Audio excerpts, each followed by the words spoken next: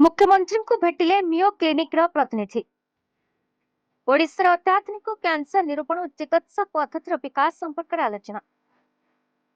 लोकसभा भवन ठारे अमेरिकार मियो क्लिनिक और अन्य स्वास्थ्य सेवा गवेषणा संस्थार प्रतिनिधि माने मुख्यमंत्री श्री मोहन चरण मांझी को भेटी ओडिशार कैंसर चिकित्सा क्षेत्र में सबुठ आधुनिक रोग निरूपण और चिकित्सा पद्धतिर विकास संपर्क में आलोचना कर आलोचना जणाई कैंसर चिकित्सा अत्यधिक व्यय सापेक्ष और निश्चित डीएनए टेस्ट जरिए तुरंत रोग निरूपण सहित कौन एक निर्दिष्ट चिकित्सा प्रणाली फलप्रद हो खूब शीघ्र जमापड़ तेणु ओडिशा ही नूतन पद्धतिर प्रयोग संपर्क में प्रतिनिधि मैंने मत रखिथे।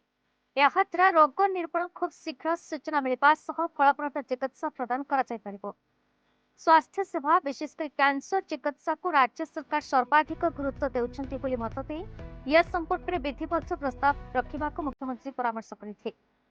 बैठक में मुख्यमंत्री अतिरिक्त मुख्य शासन सचिव श्री निकुंज बिहारी धल स्वास्थ्य और परिवार कल्याण विभाग कमिशनर तथा शासन सचिव अश्वित एस उपस्थित थे।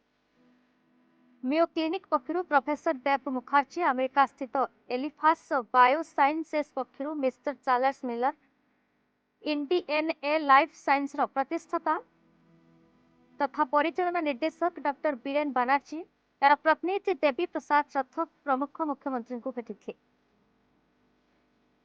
भुवनेश्वर स्वतंत्र प्रतिनिधि अक्षय कुमार नंदन रिपोर्ट बीई न्यूज ओडिशा।